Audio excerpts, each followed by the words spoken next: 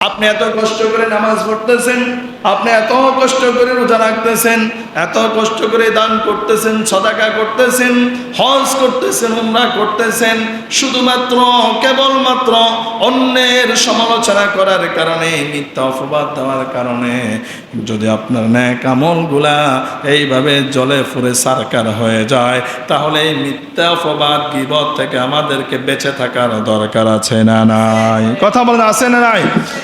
গীবত করা বা অপবাদ দেওয়ার ব্যাপারে রব্বুল আলামিন কালামে পাকের 104 নম্বর সূরা সূরাতুল হুমাযার শুরুতেই বলছেন, ওয়াইলুন লিকুল্লি হুমাযাতিন লুমাযা। যারা মানুষের পিছনে গীবত করবে, যারা মানুষের পিছনে অপবাদ দিবে, অপবাদ বেয়ারবে, তাদের জীবন ধ্বংস, তারা ধ্বংস হয়ে যাবে। তার মানে যারা অন্যের পিছনে গীবত করবে আর মিথ্যা অপবাদ দেবে, অপবাদ করে বেড়াবে, তারা ইবাদত বন্দেগী, নামাজ রোজা হজ জাকাত যত ইবাদত বন্দেগী করুক না কেন, গীবত করার কারণে, অপবাদ দেওয়ার কারণে আল্লাহ তাআলা তাদের আমল নামার আমলগুলাকে ধ্বংস করে দিবেন। জোরে বলুন নাউজুবিল্লাহ। আপনি এত কষ্ট করে নামাজ পড়তেছেন, আপনি এত কষ্ট করে রোজা রাখতেছেন, এত কষ্ট করে দান করতেছেন, সাদাকা করতেছেন, হজ করতেছেন, উমরা করতেছেন, শুধুমাত্র কেবলমাত্র অন্যের সমালোচনা করার কারণে, মিথ্যা অপবাদ দেওয়ার কারণে যদি আপনার নেক আমলগুলা এইভাবে জলে ফুরে সারকার হয়ে যায়, তাহলে এই মিথ্যা অপবাদ গীবত থেকে আমাদেরকে বেঁচে থাকার দরকার আছে না নাই? কথা বলেন, আছে না নাই? গীবত কাকে বলা হয় আগে তো সেটাই জানতে হবে।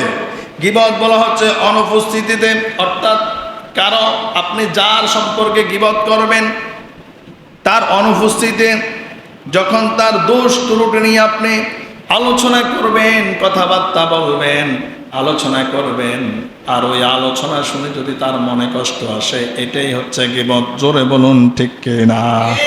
এটাই হচ্ছে কি গীবত। এখন আল্লাহ তাআলা এখানে বলছেন হুমাযা এবং লুমাযা।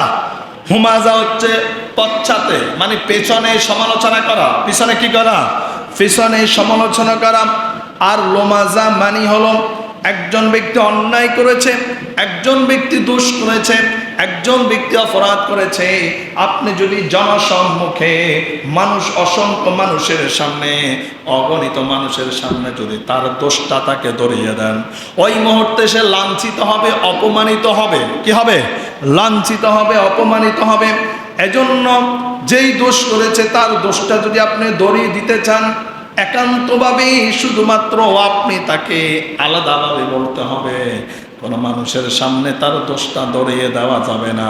কারণ যদি আপনি অন্যান্য মানুষের সামনে তার দোষ ত্রুটিগুলো ধরতে যান, তাহলে সে অসম্মানিত হবে, লাঞ্ছিত হবে। আর এর অর্থ হচ্ছে লোমাজা। লোমাজা মানে অসম্মান করা। লোমাজা মানে কি? অসম্মান করা। আর যদি তার দোষটা তাকে ধরিয়ে না দিয়ে এই দোষ নিয়ে যদি অন্য লোকদের সামনে, অন্য মানুষের সামনে এটা নিয়ে আলোচনা সমালোচনা করেন, এটাই হচ্ছে গীবত। তার মানে এক কথায়, একটা বাক্যে বোঝা যাচ্ছে, আপনি যদি থার্ড পারসন কোনো ব্যক্তিকে নিয়ে যদি আপনি আলোচনা সমালোচনা করেন, দোষ ত্রুটি নিয়ে আলোচনা করেন, সামনে করলে যেমন অপবাদ হবে, সামনে করলে যেমন আপনি অপরাধী, পেছনে করলে অপরাধী। আওয়াজ করে বলুন ঠিক কিনা?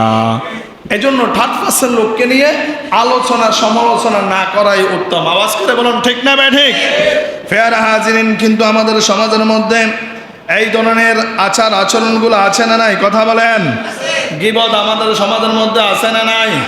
এই গীবত সম্পর্কে আল্লাহ তাআলা বলছেন, ইয়া আইয়ুহাল্লাযীনা আমানু ইত্তাকুল্লাহা ওয়া কুলু কওলান সাদীদা। আওয়াজ করে বলুন আল্লাহু আকবার। রব্বুল আলামিন বলেন, ওহে আমার ইমানদার বান্দারা, ও আমার বিশ্বাসী বান্দারা, ইত্তাকুল্লাহ, আমি আল্লাহকে ভয় করো, ওয়াকুলু কওলান সাদীদা। যখনই তোমরা কথা বলবা, সত্য কথা বলবা, মিথ্যা কথা বলবা, মিথ্যা কথা বলবা না। যখন কথা বলবা, কারো গীবত করবা না, কারো সমালোচনা করবা না, কাউকে কারো মান সম্মান নষ্ট করবা না। যদি তুমি কাউকে নিয়ে অন্য কোনো ব্যক্তিকে নিয়ে তোমার ভাইকে নিয়ে তুমি সমালোচনা করো, গীবত করো, তাহলে তুমি জাহান্নামী হয়ে যাবে। ইউসলিহ লাকুম আ'মালাকুম ওয়া ইয়াগফির লাকুম যুনুবাকুম ওয়া মান ইউতি'িল্লাহ ওয়া রাসূলাহু ফাকাদ ফাযা ফাওজান আযীমা। তোমাদের জন্য তোমাদের কাজগুলো শুদ্ধ করে দিবেন, তোমাদের পাপগুলো ক্ষমা করে দিবেন আল্লাহ তাআলা। তুমি যদি অন্যের দুষ্ট ত্রুটিগুলা ক্ষমা করে দাও, অন্যের দুষ্ট ত্রুটিগুলা যদি গোপন রাখাও, আল্লাহ তোমার দুষ্ট ত্রুটিগুলা গোপন রেখে দিবে। আল্লাহু আকবার। কিন্তু আমরা খাবার খাই, নিজের ঘরের খানা খাই, অন্য জনের সমালোচনা করি, আছে না নাই? কথা বলেন, আছে না নাই?